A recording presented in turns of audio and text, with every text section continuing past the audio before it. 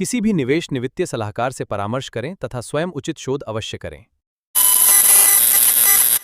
Welcome to the podcast.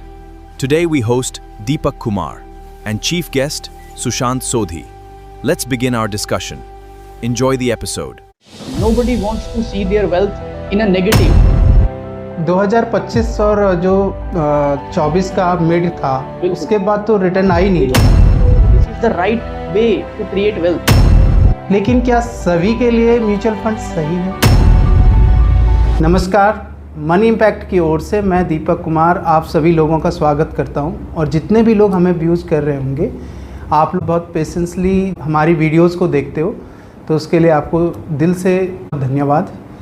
आज हमारे साथ जो जुड़ रहे हैं, जिनकी उम्र बहुत ही कम है लेकिन उनके पास एक ब्रॉड नॉलेज और बहुत बड़ा एक्सपीरियंस है, और ये फाइनेंशियल सेक्टर में काफ़ी समय से काम कर रहे हैं। और सर ने अपनी जो ग्रेजुएशन है चंडीगढ़ यूनिवर्सिटी से किया है, क्वालिफाइड ACCA इन्होंने कंप्लीट की है, जो कि एक फाइनेंस सेक्टर के लिए इनको एक बहुत बड़ी उपलब्धि है। इनके साथ हम कुछ ऐसे सवाल करेंगे जो हर आदमी तक वो जवाब जा सके, और हमें आशा है कि आज वो हमें इन सवालों का जवाब आप तक पहुंचाने में ज़रूर हमारी मदद करेंगे।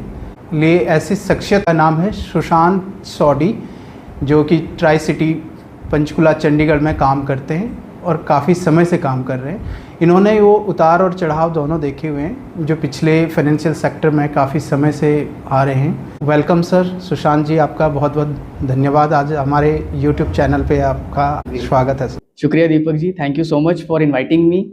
और मैं कोशिश करूंगा जो भी आपके सवाल हैं रिलेटेड टू फाइनेंस, मैं उसका एक कंक्रीट आंसर दे सकूं जो आपके और आपके व्यूअर्स के काफ़ी काम आए।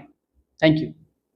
तो सर मेरा आपसे पहला सवाल ये कि मार्केट में जिस तरीके से अभी जो उतार और चढ़ाव आ रहे हैं, इस सिचुएशन में जो जितने भी निवेशक हैं जो म्यूचुअल फंड्स में या में भी एसेट्स में अभी इन्वेस्टमेंट किया है जिन्होंने भी, तो उनको पिछले 1-2 सालों के अंदर कोई रिटर्न नहीं मिला, तो इससे काफ़ी बहुत परेशान है कि क्या आगे भी ऐसे रिटर्न आएंगे? देखिए, जितने भी मार्केट्स में अप्स एंड डाउन्स आते हैं ना, ये नथिंग एबनॉर्मल नहीं है, ये it is very normal. Markets का काम ही यही है, रोज अप्स एंड डाउन्स आना। और आप बिलीव नहीं करोगे, जब तक ऐसे डाउनफॉल सिनेरियोज किसी भी इन्वेस्टर की लाइफ में नहीं आएंगे तब तक उसकी वेल्थ नहीं बनेगी। और मैं तो ये बोलता हूँ कि जब आपने इन्वेस्टमेंट स्टार्ट करी, जितनी जल्दी आप डाउनफॉल देख लो उतना ज़्यादा आपकी वेल्थ क्रिएट होगी। ये जब आप एक्सेल पे आप इस कैलकुलेशंस को करके देखेंगे, या कोई भी इन्वेस्टर किसी एक्सपर्ट के साथ बैठ के ये चीजें करके देखता है, तो उसको क्लैरिटी आती है कि यार this is the right way to create wealth.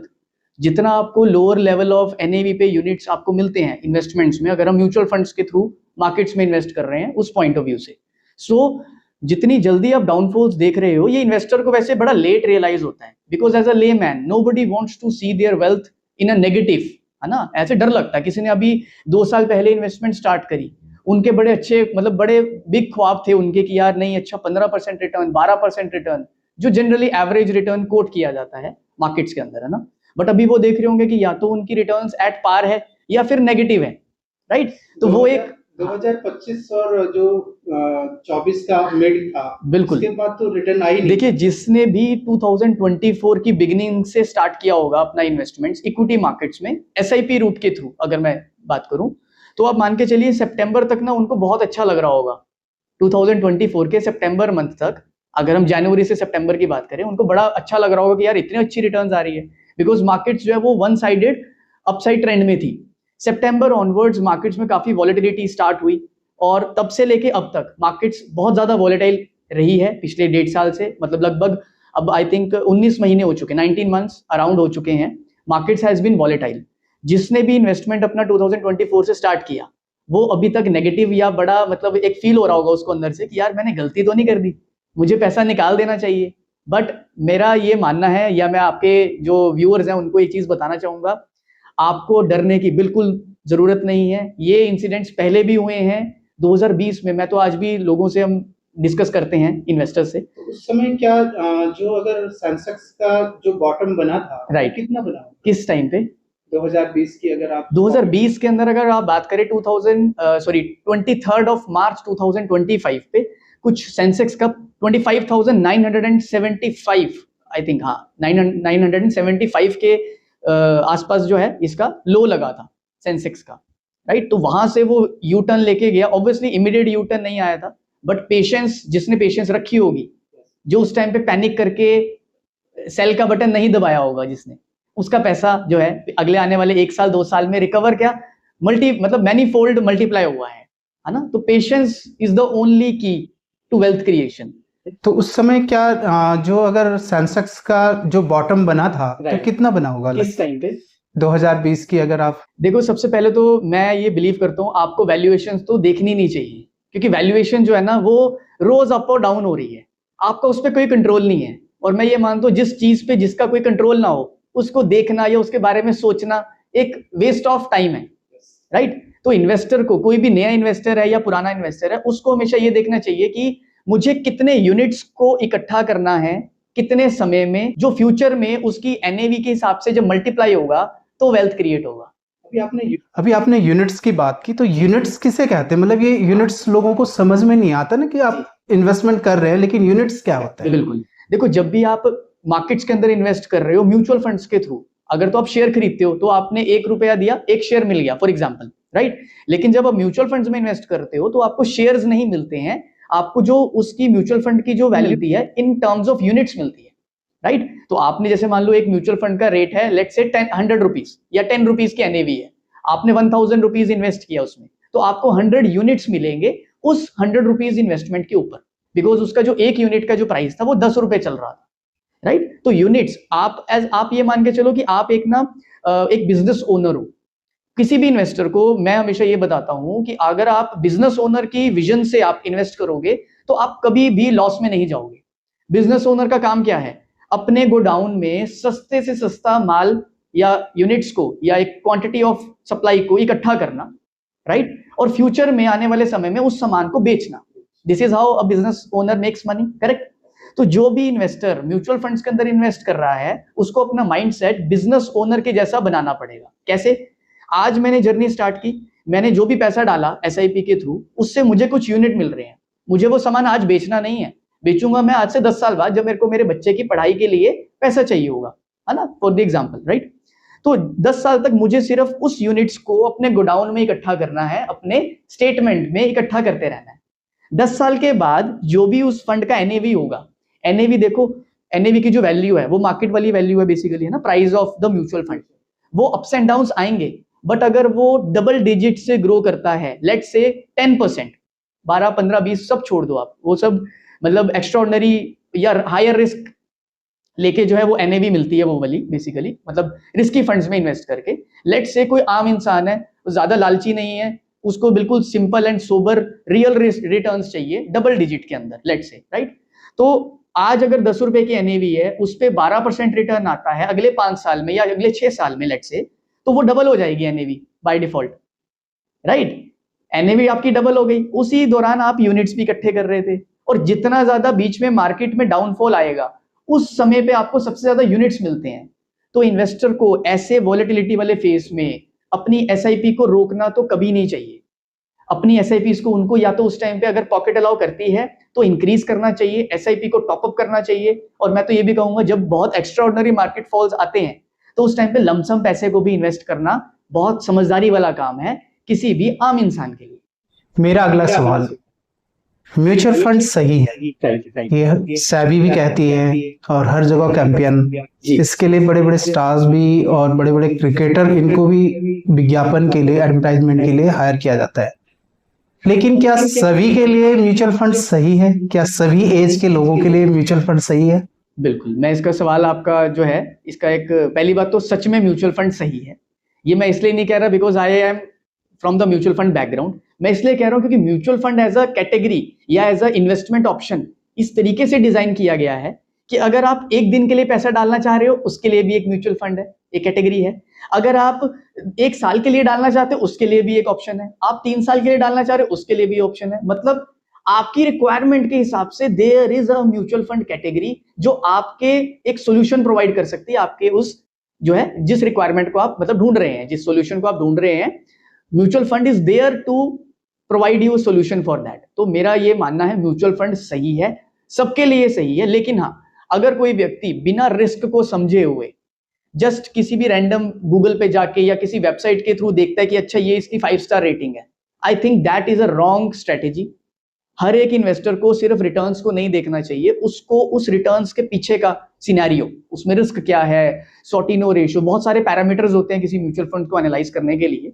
तो आई थिंक म्यूचुअल फंड वैसे सही है, बट उसको सिलेक्ट करने का जो कैटेगरी है वो हर एक को अपने लेवल पे अपने एडवाइजर या अपने डिस्ट्रीब्यूटर या एक फाइनेंशियल पार्टनर के साथ बैठ के वो समझ के करना समझदारी वाली बात है।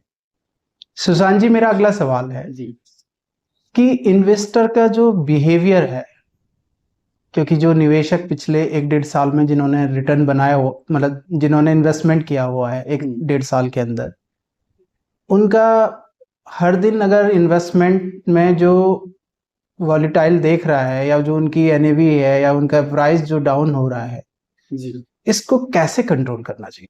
सबसे पहली चीज तो ऐप को अनइंस्टॉल कर देना चाहिए। बिहेवियर को कंट्रोल सिर्फ आप तभी कर सकते हो, आपका जो मेन फोकस है ना, किसी भी इन्वेस्टर का जो मेन काम है वो क्या है, या तो वो सैलरीड होगा किसी सेक्टर में, वो बहुत एक्सपर्ट होगा। मेरा ये मानना है आप जिस फील्ड के एक्सपर्ट हो ना, आप सिर्फ उसी पे फोकस रखना चाहिए। आपका पोर्टफोलियो रोज रोज देखने से ना ही वो आपके हिसाब से मोल्ड होगा। आप रोज देखोगे, उसने तो मार्केट के हिसाब से चलना है, ऊपर या नीचे वो आप और मैं कंट्रोल नहीं कर रहे, वो पूरी मार्केट के demand and supply, geopolitical tensions या जियोपॉलिटिकल इवेंट्स के हिसाब से वो कंट्रोल हो रहा है। तो मेरा ये मानना है अगर आपको अपना बिहेवियर टुवर्ड्स मनी चेंज करना है तो सबसे पहले अपने पोर्टफोलियो को रोज रोज देखना बंद करिए। और वो कैसे कर पाएंगे? ऐप को करिए अनइंस्टॉल। 6 महीने के बाद या 1 साल के बाद आप अपना पोर्टफोलियो को लॉगिन दोबारा करिए, या ईमेल्स के थ्रू या आपकी ऐप वगैरह के थ्रू, तब आप चेक करिए कि क्या चल रहा है। राइट? तो रोज रोज चेक करेंगे तो आपकी या तो नींद खराब होगी, आपका बीपी हाई लो होगा, तो आपकी हेल्थ भी खराब होगी। पोर्टफोलियो तो खराब चल ही रहा है, मान लो हेल्थ भी खराब हो जाएगी। तो मेरा ये मानना है आपको अपना पोर्टफोलियो डेली नहीं चेक करना चाहिए, आप अपने काम पे फोकस रखो जिसमें आप एक्सपर्ट हो। राइट? अगला सेशन हमारा रहेगा वो रैपिड फायर के ऊपर है। Are you ready for the ultimate rapid fire session? Let's see how fast you can really think. The timer starts right now. कि मेरा पहला आपसे जो सवाल है, जी, अभी इस मार्केट में SIP बेस्ट या lump sum? combination of both. When the market gives you opportunity, utilize both options. अभी मार्केट में जिस तरीके से एडवर्टाइजमेंट, जिस तरीके से अगर मार्केट में अभी चल रहा है, नॉइज चल रही है, इसमें हमें उसको फॉलो करना चाहिए या अवॉइड करना चाहिए? दोस्त, ट्रू फ्रेंड, ये नहीं होगा तो आपकी वेल्थ नहीं बनेगी। ये उतार और चढ़ाव हमारी इन्वेस्टमेंट में दोस्त या दुश्मन? टैक्स तो देखो, टैक्स एडजस्टेड रिटर्न भी अपने आप में एक गुड वे है to analyse the investment, but सिर्फ टैक्स को ध्यान में रखते हुए आपको निवेश नहीं करना चाहिए, आपको अपनी एसेट एलोकेशन के पॉइंट ऑफ व्यू से निवेश करना चाहिए। हमें इन्वेस्टमेंट टैक्स बचाने के लिए करना चाहिए या सिर्फ रिटर्न के लिए इन्वेस्टमेंट करना चाहिए? डेफिनेटली, अगर आपने एक बड़ा कॉर्पस जोड़ लिया है SIP के थ्रू, तो उसका एक दूसरा ब्रदर है जिसको बोलते हैं SWP, उसके थ्रू आप अपनी जो है पेंशन क्रिएट कर सकते हैं, रेगुलर इनकम।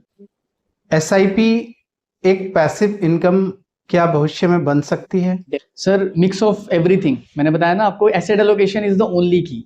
आप एक ही प्रोडक्ट पे बेट करेंगे, जैसी मार्केट रिवर्स कर गई तो दूसरा प्रोडक्ट चलने लगेगा, फिर आप उस पे जंप करेंगे, ऐसे करके आपका एक्सीडेंट होगा। आपकी हमेशा एंट्री गलत पॉइंट पे होगी और एग्जिट भी गलत पॉइंट पे होगी। तो मेरा ये मानना है छोटा छोटा टुकड़े सारी इन्वेस्टमेंट्स में आपका होना चाहिए, तो जो चल जाए। ज्यादा लालच नहीं ना किया आपने इस वे में, रिस्क को भी रिड्यूस रखा, इसको बोलते हैं risk adjusted return. Right? Market जब फॉल होएगी तो पैसा बिल्कुल भी नहीं गिरेगा, मतलब ज्यादा नहीं गिरेगा। जब मार्केट बढ़ेगी तो बहुत ज्यादा नहीं ग्रो करेगा, बट एक बैलेंस प्रोफाइल चलेगी। और आई थिंक लाइफ में बैलेंस ही आपकी लाइफ को थोड़ा स्मूथ चलाता है। वॉलेटिलिटी से तो फिर बीपी अप और डाउन ही होता है सर। राइट? आज के लोग जो रिटर्न को इन्फ्लुएंसर दे रहे हैं कि इतनी रिटर्न बन जाएगी, तो उस हिसाब से एसेट एलोकेशंस हमें FD में करना चाहिए या म्यूचुअल फंड में करना चाहिए या both? Sir, mix of everything. मैंने बताया ना आपको, asset allocation is the only की। आप एक ही प्रोडक्ट पे बेट करेंगे, जैसी मार्केट रिवर्स कर गई तो दूसरा प्रोडक्ट चलने लगेगा, फिर आप उस पे जंप करेंगे, ऐसे करके आपका एक्सीडेंट होगा। आपकी हमेशा एंट्री गलत पॉइंट पे होगी और एग्जिट भी गलत पॉइंट पे होगी।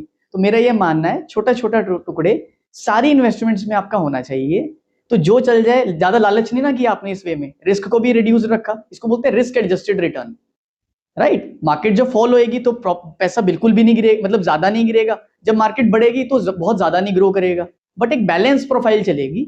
और आई थिंक लाइफ में बैलेंस ही आपकी लाइफ को थोड़ा स्मूथ चलाता है। वॉलेटिलिटी से तो फिर बीपी अप और डाउन ही होता है सर, राइट। अगर मुझे इन्वेस्टमेंट करना है जी, तो मुझे चैट जीपीटी से करना चाहिए या गूगल करके करना चाहिए या किसी एक्सपर्ट की राय? सर मेरा मानना है लाइफ में बहुत सारी चीजें हैं जो जिस चीजों के लिए एक्सपर्ट्स बने हुए हैं, और आई थिंक जो जिस पर्सन जिस फील्ड का प्रोफेशनल नॉलेज रखता है उसी को ये काम सौंपना चाहिए, राइट। अगर हम ही एक ही पर्सन मान लो कुछ घर पे कुछ काम है मेंटेनेंस का, वो भी कर रहा है और अपना काम भी कर रहा है, अपनी वाइफ को अपनी फैमिली को भी संभाल रहा है, क्या क्या करेगा एक इंसान सर, है ना। और उसकी नॉलेज भी नहीं है, और वो मिस्टेक खुद करने वाली मिस्टेक शायद रिकवर भी ना हो सके। तो मेरा ये मानना है कि कुछ फीस देकर किसी पर्सन को हायर कर लिया जाए तो वो आपके काफी बड़े लॉसेस को बचा सकती है, वो स्ट्रेटेजी। तो एक्सपर्ट, अगर मुझे इन्वेस्टमेंट करना है जी तो मुझे चैट जीपीटी से करना चाहिए या गूगल करके करना चाहिए या किसी एक्सपर्ट की राय? सर मेरा मानना है लाइफ में बहुत सारी चीजें हैं जो जिस चीजों के लिए एक्सपर्ट्स बने हुए हैं, और आई थिंक जो जिस पर्सन जिस फील्ड का प्रोफेशनल नॉलेज रखता है उसी को ये काम सौंपना चाहिए, राइट। अगर हम ही एक ही पर्सन मान लो कुछ घर पे कुछ काम है मेंटेनेंस का, वो भी कर रहा है और अपना काम भी कर रहा है, अपनी वाइफ को अपनी फैमिली को भी संभाल रहा है, क्या क्या करेगा एक इंसान सर, है ना। और उसकी नॉलेज भी नहीं है, और वो मिस्टेक खुद करने वाली मिस्टेक शायद रिकवर भी ना हो सके। तो मेरा ये मानना है कि कुछ फीस देकर किसी पर्सन को हायर कर लिया जाए तो वो आपके काफी बड़े लॉसेस को बचा सकती है, वो स्ट्रेटेजी। तो एक्सपर्ट, ऐसी कौन सी गलती जो आपने अपने करियर में किया और जिसका आज भी आपको बहुत बड़ा? सर मैं तो ये मानूंगा कि अगर मुझे इस चीज की नॉलेज मेरे यंग टाइम पे किसी ने बताई होती तो शायद मेरी जर्नी और जल्दी स्टार्ट हो जाती। तो मेरा ये मानना है कि आज की जनरेशन वालों को अगर यूट्यूब और इन पॉडकास्ट के जरिए अगर कोई नॉलेज जल्दी समय पे मिल रही है तो ये उनके लिए एक एडेड एडवांटेज है, जो जिसको मैं अपने लिए मानता हूँ कि हमारे टाइम पे ये चीजें नहीं थी। अगर ये होती तो शायद मेरी जर्नी और पहले स्टार्ट हो सकती थी और मेरी वेल्थ और अच्छी बन सकती थी। जब तक ये सोशल मीडिया ये सब कुछ नहीं थे तो उस टाइम जो भी इन्वेस्टमेंट करते थे हम, क्या उनमें रिटर्न बनता था कि आज के जमाने में रिटर्न बनता है? नहीं सर देखो, रिटर्न्स तो बनना है, वो बाय प्रोडक्ट है आपकी इकोनॉमी का, है ना। रिटर्न्स तो तब भी बने हैं, अब भी बनने हैं, आगे वाले 10-15 सालों में भी बनने हैं। तो जल्दी का तो कोई टाइम नहीं है ना। अब हमारी जर्नी 2009-10 में स्टार्ट हो रखी है, तो अब देखोगे तो ये 15-16 साल हो गए हैं उस जर्नी को, तो बने हुए हैं। अगर आज मार्केट गिरती भी है तो उस लेवल का इंपैक्ट नहीं आता पोर्टफोलियो पे, आज भी डबल डिजिट रिटर्न है पोर्टफोलियो का। आप सोच के देखिए इस मार्केट में भी, क्यों? क्योंकि पिछले 15 साल का सैक्रिफाइस है सर, है ना। पिछले 15 साल का पेशेंस है जो अब रिवॉर्ड दे रहा है। तो ये अगर आज भी जो पर्सन इन्वेस्ट कर रहा है वो भी अगले 15 साल तक अगर पेशेंस रखता है तो जो मैं आप बात कर रहा हूं वो बात वो पर्सन भी बोलेगा, क्योंकि ये नेचर है इस मार्केट का, ये प्रोसेस है। तो अगर हमें अभी किसी ने इन्वेस्टमेंट करना चाहिए, उसे सबसे पहले अपना लाइफ इंश्योरेंस लेना चाहिए या इन्वेस्टमेंट करना चाहिए? सर बने रहना चाहिए। लॉस में मैंने दोबारा वही बात है, अगर आपका एग्जिट गलत टाइम पे हो रहा है, अब आप मान के चलिए आप एंट्री, कोई भी पर्सन कब सामान खरीदता है? जब वो सस्ता होता है या महंगा होता है? आप बताइए। सस्ता। तो आज मार्केट क्या है? सस्ती तो है। आज की वैल्यूएशंस आप देखेंगे, इट इज एवरेज वैल्यूएशंस, मतलब एवरेज से भी नीचे है, मतलब इस लेवल पे है। आईसीआईसीआई प्रूडेंशियल का एक रिपोर्ट आया था अभी 31 मार्च का, तो उनके डेटा के अकॉर्डिंगली उनका जो वैल्यूएशन का है, इक्विटीज के अंदर अभी एंट्री मारना, एंटर होना गुड है, मतलब they are also giving the signals that yes this is the right time to invest in the equities, right. तो मार्केट में जब जब जो चीज सस्ती है उसको उस टाइम पे खरीदना चाहिए बिना घबराहट के, और जब वो चीज महंगी हो जाए तब बेच के अपना प्रॉफिट बुक करना चाहिए। This way you should invest. तो अभी राइट नाउ मार्केट में बने रहने का, इवन बने रहने के साथ साथ और पैसा डिप्लॉय करने का वक्त है। जैन जी के लिए ऐसा कोई आपका एक्सपीरियंस कि उन लोगों के जो ये मार्केट को लेकर के जो अभी उनका व्यूज आ रहा है कि मार्केट में पिछले 1-1.5 साल से रिटर्न नहीं बना, तो उनके लिए कुछ ऐसा मैसेज? सर सबसे पहले लाइफ इंश्योरेंस, हेल्थ इंश्योरेंस, उसका एक पर्सनल एक्सीडेंट इंश्योरेंस, ये 3 प्रकार के इंश्योरेंस किसी भी पर्सन के पास होने चाहिए। ये तीनों चीजें होने के बाद उसके पास एक अपना इमरजेंसी फंड होना चाहिए। अब जो पैसा बचा उसको इन्वेस्ट करना चाहिए अपने फ्यूचर गोल्स को लेकर। ये राइट मेथड है इन्वेस्टमेंट का। अभी जिन लोगों ने पिछले 1-1.5 साल में रिटर्न नहीं बनाया, इन्होंने यहाँ से अभी पैसा निकाल के एफडी में आना चाहिए या फिर बने रहना चाहिए? कुछ नहीं करना सर। अपने अगर आपने पैसा लॉन्ग टर्म के पॉइंट ऑफ व्यू से डाला है, stay invested, don't look your portfolio daily, that's all. जब तक आपका टारगेट डेट ऑफ मैच्योरिटी, यानी जब आपने पैसा निकालने का सोचा था डालने से पहले, आपका जो सवाल है ना, ये ज्यादातर उन लोगों का सवाल है जिन्होंने बिना एग्जिट डेट को सिलेक्ट किए जस्ट वैसे ही रैंडमली पैसा डाल दिया। अब वो क्लूलेस हैं कि क्या करें, गाड़ी को किस दिशा में मोड़ें, क्योंकि उन्होंने अपनी डेस्टिनेशन को लॉक ही नहीं किया था, राइट। तो मैं इतना पीसफुली आज इसलिए बैठा क्योंकि हमारा जो पैसा लगा हुआ है वो एक प्रॉपर एग्जिट डेट के साथ है। हमें पता है कि वो एग्जिट डेट आज से कितनी साल दूर है, तो हमें कुछ वरी करने की जरूरत ही नहीं है आज। आपका पिछले जो आपने इतने सालों से अपना इन्वेस्टमेंट किया, इससे आपको क्या लर्निंग मिली जो हमारे व्यूवर्स तक आप ये चीजें? सर लर्निंग ये मिली मुझे कि ये जो है ना आपका, ये एक प्राइमरी, आपको इसके ऊपर डिपेंडेंट नहीं रहना। आप इन्वेस्टमेंट कर रहे हैं अपने फ्यूचर के कुछ आने वाली चीजों के लिए। उस टाइम अगर मान लो कोई पर्सन इस चीज को प्लान ना करे, अब मेरे अपनी रिटायरमेंट है फॉर एग्जांपल आज से 30 साल बाद, तो मैंने अगर इस चीज का आज प्लान ना करूं तो मेरी रिटायरमेंट पे मैं क्या करूंगा? मैं या तो अपने बच्चों पे डिपेंडेंट होऊंगा, है ना, या फिर मुझे कुछ और साधन देखना पड़ेगा, या काम ज्यादा लंबे समय तक करना पड़ेगा। अब ये चीज मुझे पता है कि मेरी उम्र उस टाइम पे क्या होगी और उस टाइम पे क्या सिचुएशंस होती हैं।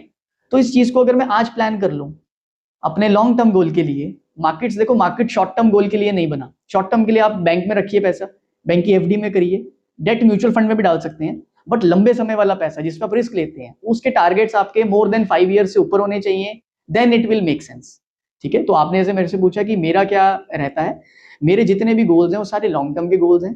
तो मेरा पैसा मार्केट में बना हुआ है, मैं उस चीज को अपनी डेली लाइफ में कभी भी उसको मतलब कॉम्प्लिकेट नहीं करता।